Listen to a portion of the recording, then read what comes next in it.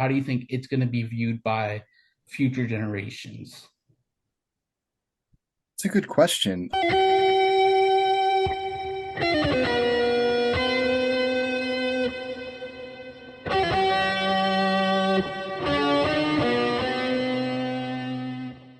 Hello, my name's Jake Horrifying. This is Dude Horrifying, and today I have with me writer, director, and Jason Voorhees actor Vincent DiSanti from the iconic Never Hike Alone series.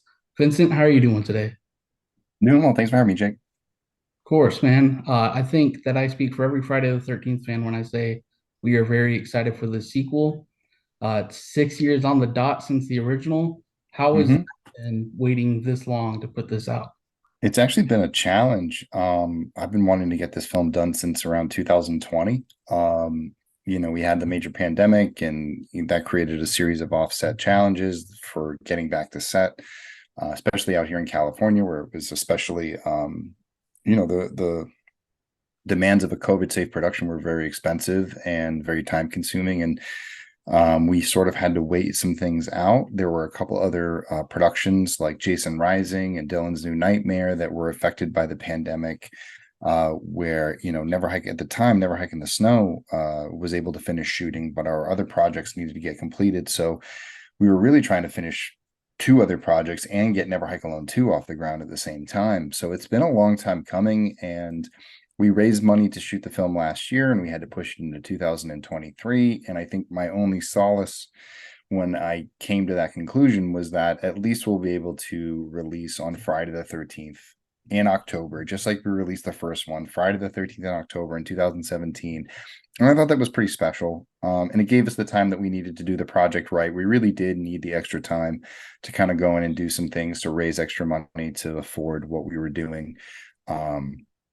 So it ended up being a blessing in disguise. And once it was one thing that we thought delayed us, and we thought we had a perfect kind of production kind of figured out, we got hit with more challenges. So this year's been filled with even more challenges trying to make the film. So it's definitely a good feeling looking ahead in a few weeks, knowing that Never Hike Alone 2 is going to be coming out. And it's been a long time coming, and I'm excited, and I'm excited for the fans who are waiting for it to see it. Absolutely. I think something that's really cool about this is, for one, the lawsuit's finally over, which is, from what I understand, a big part of why you created Never Hike Alone. Number two, from what I understand as well, there were supposed to be like four sequels, and hmm decided to combine them all together to make this mega, ultra killer sequel for the franchise. Franchise. I know that's a weird word, but Yeah. yeah. Uh, so what's it like having to consolidate or make change your plans from going to multiple sequels to going to jam pack Never Hike 2? Well, it wasn't too bad because it originally started as a singular feature, and it didn't Okay. have the Never Hike in the Snow story attached to it. There's sort of some other ideas that I had woven in there, and then over the course of time, I went, well, with the money that we're raising and sort of the schedule that I'm on, it'd probably be a lot easier if I just made these 30-minute chunks of the movie, and I would break out pieces of the script and do them as episodes. And I came up with the snow episode, and I thought it'd be an easier way to crowdfund because we weren't going to be able to raise enough to do a full feature. Um, and after the success of Never Hike in the Snow, and I saw that we were able to raise about $125,000, at least in the parameters of a Kickstarter. I was like, we might be able to do it if we tell people we're going to make a feature film, and we've been waiting this long. You know what? I don't want to wait any longer. I don't want to make anyone else. Let's just go for it. And if they don't fund it, they don't fund it. And then I can at least say I went for it. Or we can always just do the first episode again, but at least we can give it a shot. And so fans ended up doing it in a sense that we could do the full feature, and we could do it that way. Really, what it came down to was taking the original version of these ideas, and then the versions of the ideas that were sort of segmented off to be shot in different sort of time periods in which you could put a little bit more focused production onto that specific acts thing. This was sort of like a bigger idea. So there was a lot of going in and consolidating. There was a lot of saying, well, I would have really have loved to have done that, but we have to do this version because this is what we can afford, and this is what moves the story forward. and we didn't quite, just figuring out like what you could and couldn't afford, but still making it fun and entertaining along the way, which is always the challenge at any level that you're doing a film. um the really, it wasn't the lawsuit at first that inspired me to do the films. It was the fact that the studios couldn't get a film off of the ground.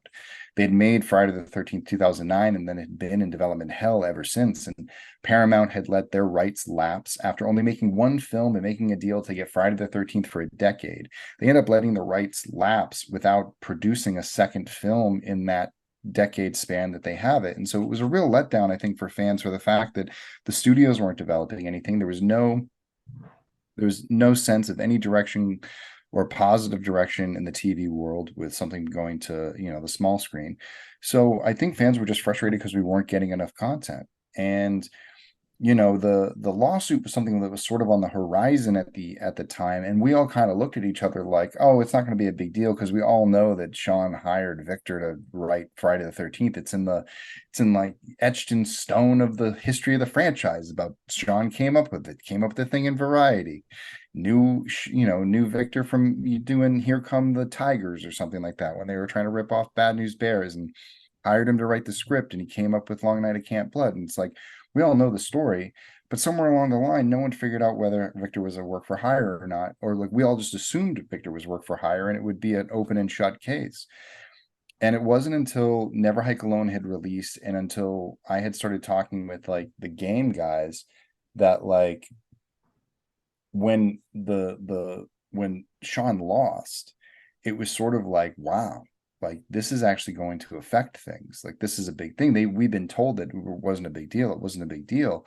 And I sort of saw, the studios take down another thing, take down the game, take down all these other things that were going, like sideline the films. And the only thing left standing were the fan films. And I think it was a right place, right time thing for us. It was the right time for the technology. It was the right time for there being not enough content from Friday the 13th out in the world, that something as low budget as what we were doing and something as radical as what we were doing in the storytelling style, with one person, not a lot of kills, all that stuff. I think, and sorry for the plane hovering above the house right now. But I think for fans, it was that like they were so hungry for content that they would have just about had anything at that point. But because technology had come along far enough where independent filmmakers could create imagery that at least mirrored or mocked what we were seeing on streaming, we were able to sort of like get people to sit back and relax and not have that, oh, this is a fan film and it doesn't really have a very professional look. Like it was a presentation that was wrapped up in a fairly professional package for, the price that it was being made for.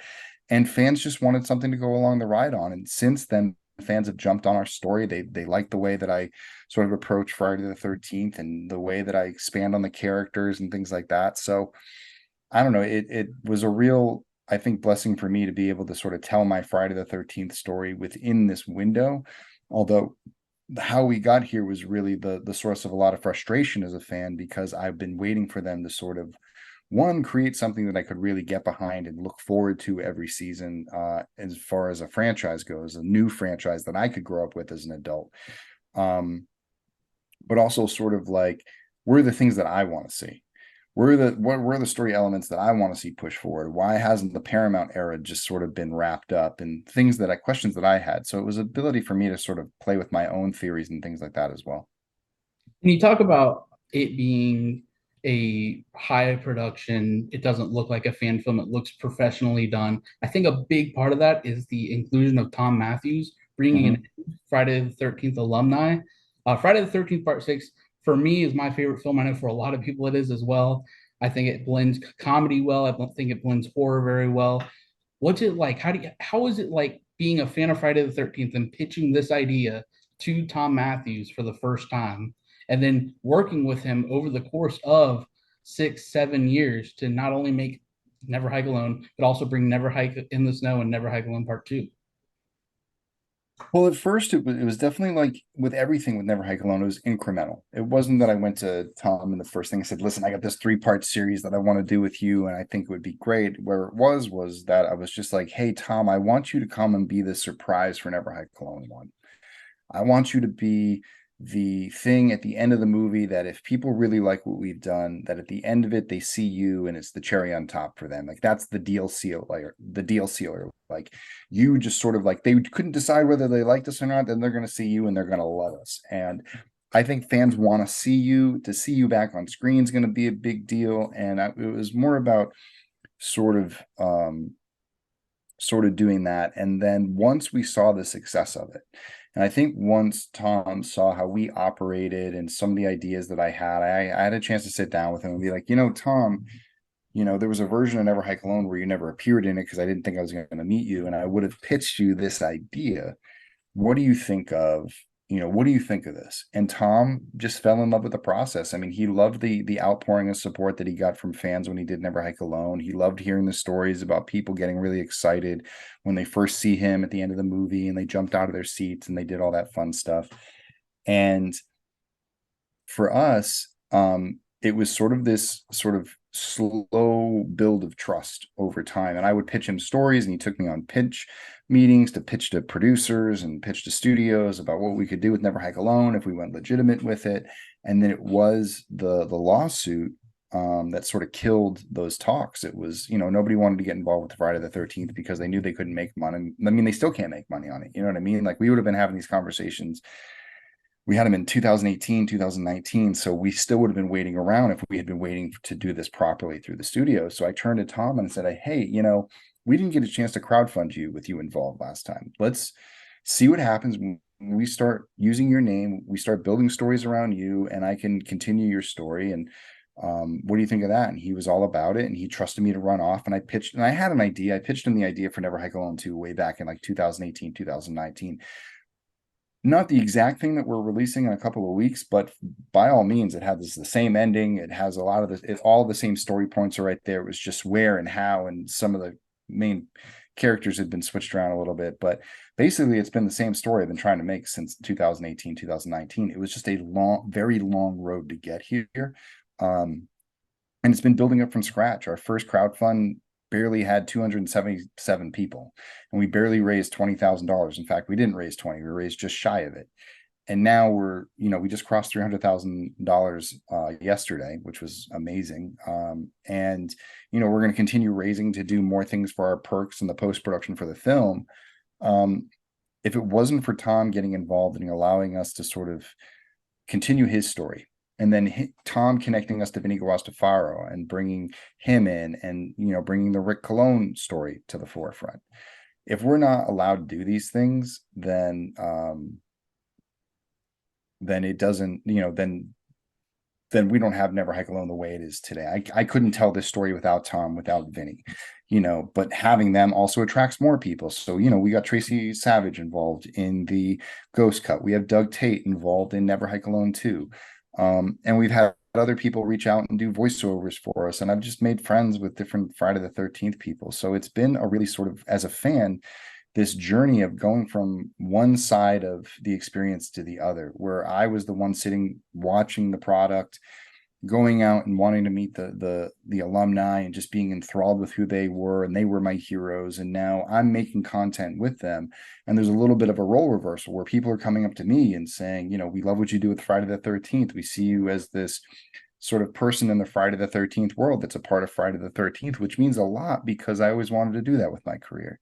I always wanted to be involved with the Friday the 13th franchise in some way. And even though it's not official right now, I feel like the fans have anointed me into some sort of different category, which is cool because it feels like a film that goes to a film festival and they don't win top prize, but they win the audience award. The audience is cheering for them. That's the one that the audience had the best time, at. And I feel like that's what we're bringing a real audience favorite to the series, and it's different, and it's introducing people to Friday the 13th in a new way. So I'm just excited that, in a few weeks, we get to finally complete this journey that we've been on for 6 or 7 years. That has been a long, long struggle and a lot of effort. But, despite everything getting our way, we're gonna see it through to the end.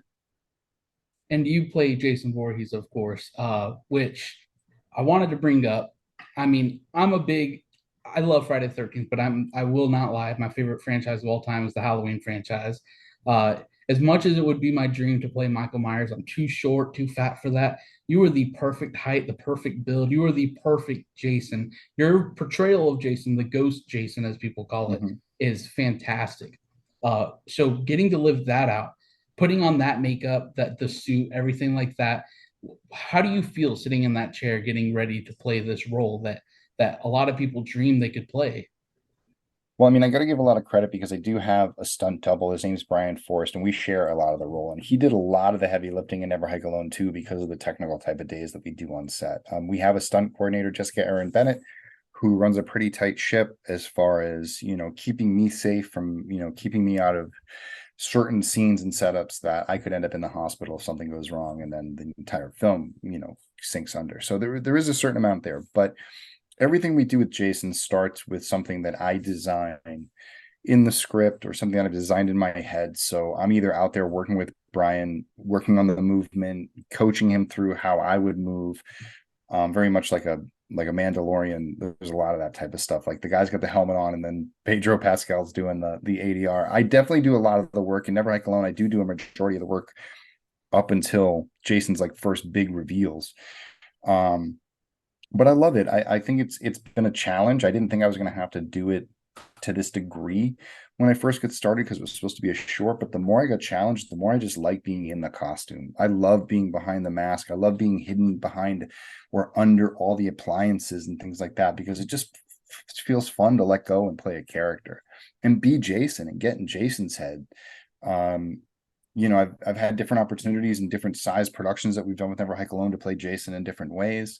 I got to do a lot with the Disappear music video, where I got to really do a lot of acting with Jason, which was a lot of fun.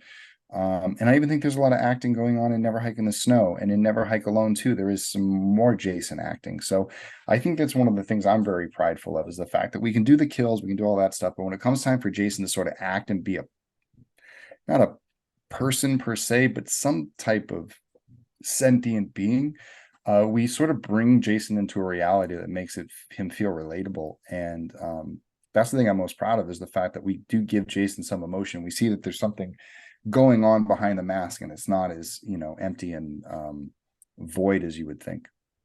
Absolutely. I wanted to also talk about the music done by Ryan Perez Dapple. Very good score. I thought it was really cool that Scare Fair Records brought it on and Mhm. actually gave a physical release of it. I think that is just, I don't know. I have a massive horror collection. So anytime that a movie or a short film or anything like that gets that release, it kind of makes it feel legitimate in a way, if that makes sense.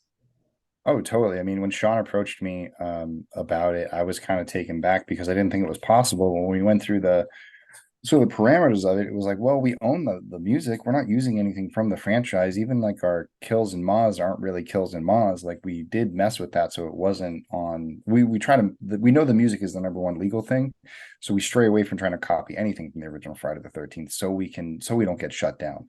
Um, so to put it on soundtrack was awesome because Ryan does an amazing job. In fact, after this meeting, I'm going to sit down and listen to the next 5 minutes of the score on Never Hike Alone 2 and give that an approval and move on with there. He's just, he's such a good composer. He's such a good musician.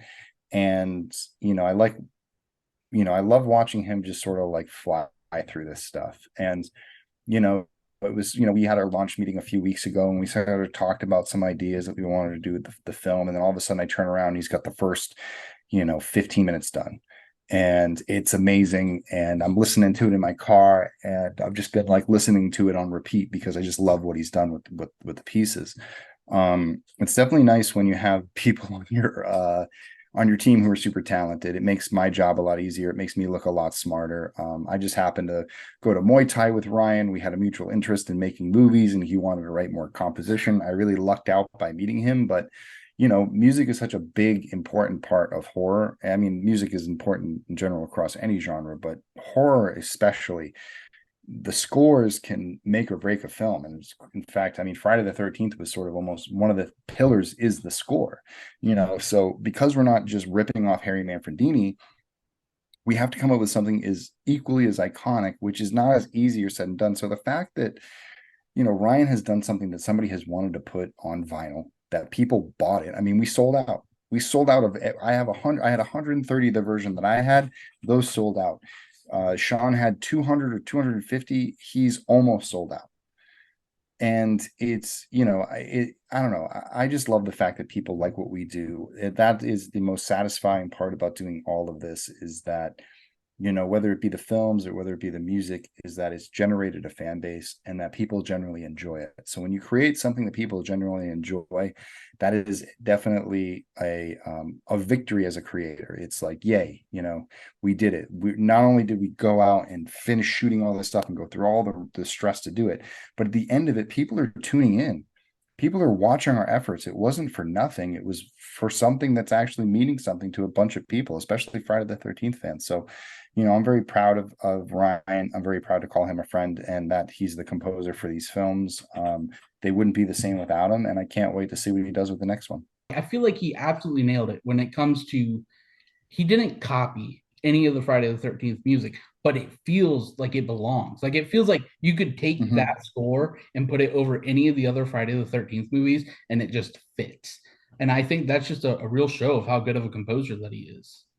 Yeah, and it's a good collaboration. I think we come up with good ideas and good themes, or just good tones and guides for what we're gonna accomplish and what we pulled from, and we have fun, sort of like, the first Never Hike Alone started as this like meta overview of like where did Friday the 13th come from? Like, Harry Manfredini must have been very influenced by Bernard Herrmann's Psycho score.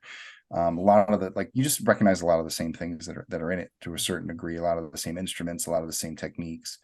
Um, so I was like going through Bernard Herrmann scores, and I found Vertigo, and we applied Vertigo to, the opening theme of what we were doing with the opening scenes in Never Hike Alone, and it just started to fit. And so once we sort of had that idea, we showed Ryan and said, hey, this is sort of the idea, where we're going to go from here. And we were talking about it the other day. The original score from Never Hike Alone 1, that first theme, when that piano comes in, it's become an iconic moment in the film, because the screen's all dark, the music's coming on, and it's how the film starts. It's how it's coming. And I don't know, there's something I've really kind of like fallen in love with, that part of the music, or just that feeling of like, all right, here it comes, here comes the movie. And having to watch it thousands of times probably by now, whether it be reviews or just like going through the different film festivals, it's just that no matter what happens, when you sit down, you get into the theater and all the lights go out and that music starts,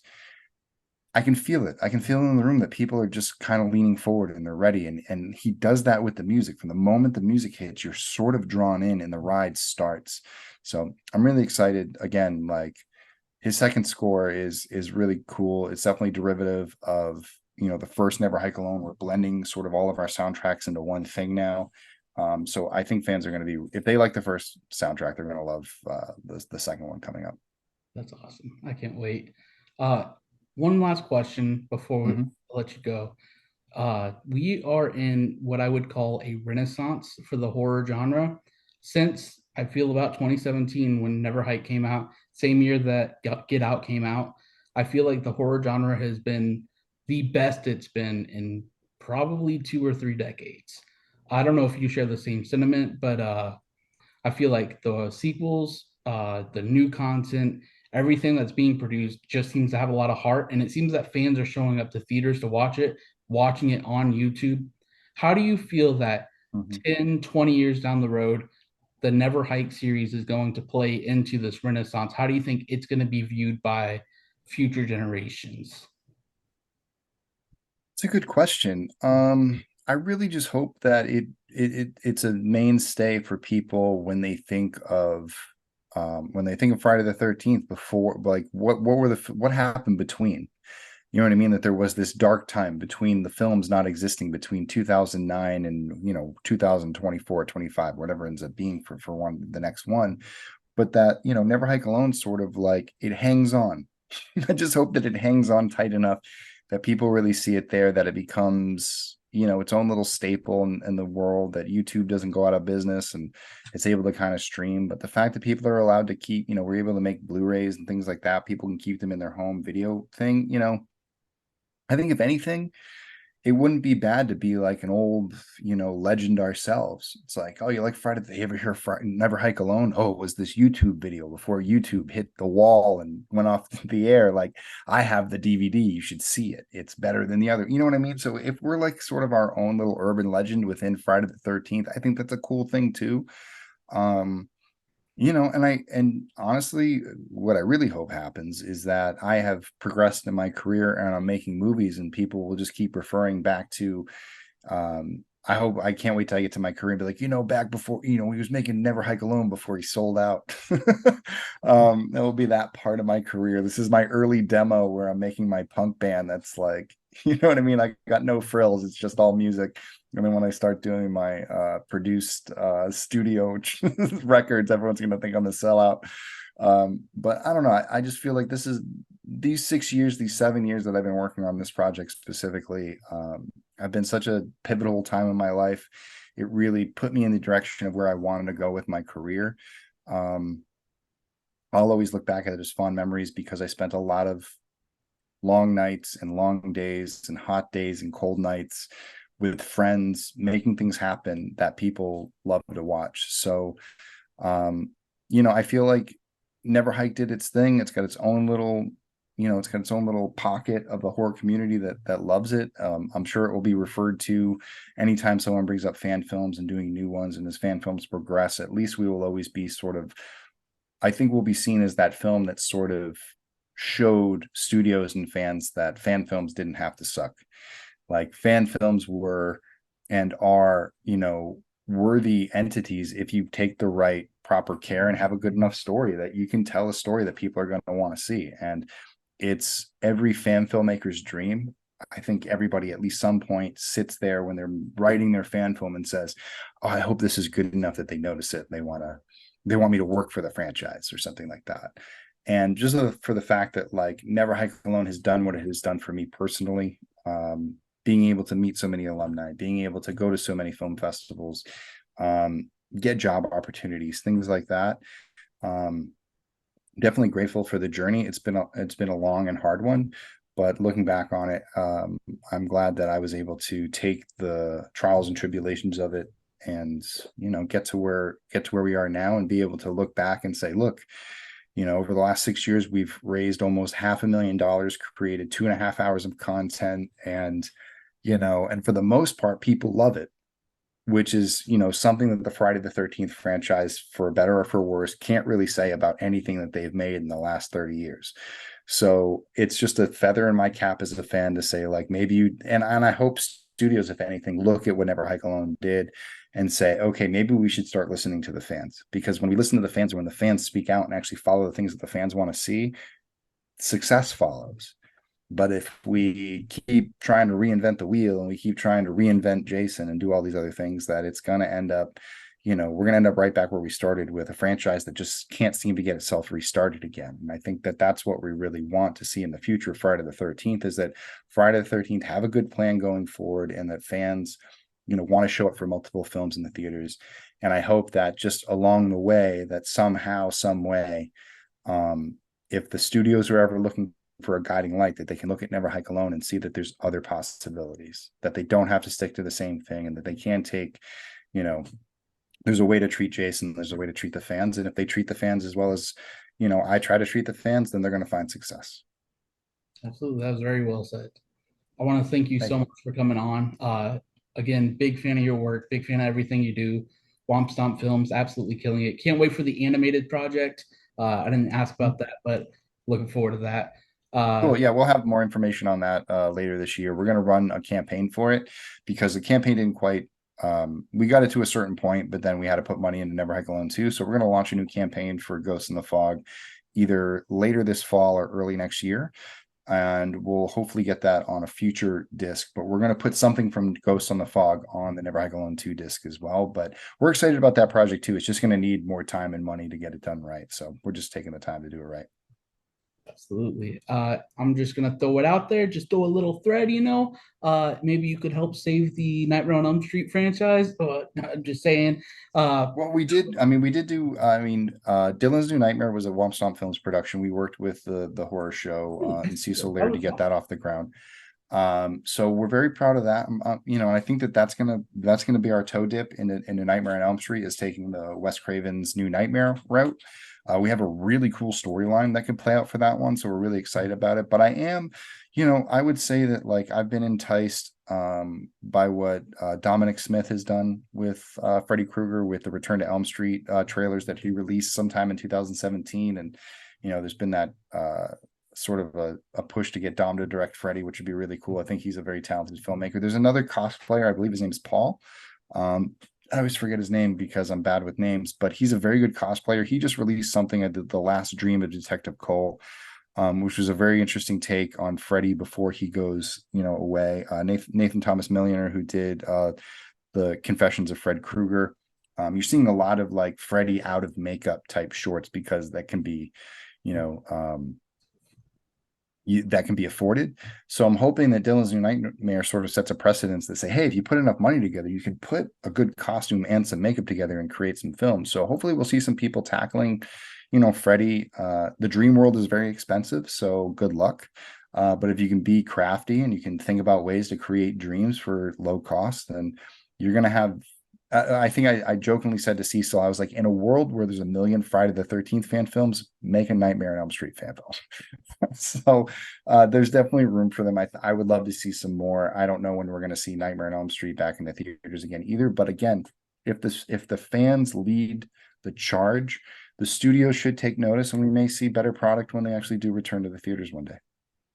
That'd be awesome. It'd also be awesome to see your Jason, fight Freddy. But I'm gonna end They've it. been okay, yeah, they've been talking about it. We'll see. We'll get there Oh, one they day. have? Oh, hold up, hold up. We got a scoop here. No, I'm kidding. I'm kidding. Sorry, I joked around too much. Yeah, thank you so much for coming on. Is there anything you want to plug? Anything you want to put out there? Yeah, the Never Hike Alone 2 Indiegogo is going to remain open all the way out through the release of the film. You'll be able to pre-order the Never Hike Alone 2 Blu-ray along with legacy Blu-rays, including Never Hike Alone 1, Never Hike in the Snow, and Never Hike Alone the Ghost Cut. Um, make sure to back the film and back the project. We have lots of cool perks that are going to be coming available after the release of the film. There's going to be screen use props, screen use costumes, lots of new things that since now that we can show people the film, there's other things that we can release and show and replicate for people, for backers to buy. And then once that's completed and we ship everything out early next year, we'll talk about our next campaign for Womp Stomp Films, which will be for original projects, as well as a possible super cut for Never Hike Alone, which would be Never Hike Alone, the final cut of every single production that we've done for Never Hike Alone, cut into one seamless timeline. Awesome. Thank you so much for coming on, Cool. Vincent. It's a real pleasure getting to talk with you. For You as everyone well, else, Jake. make sure you go check out Never Hike Alone 2. It's going to be on YouTube, Womp Stomp Films, next week, October 13th. Till next time, stay horrifying, my dudes.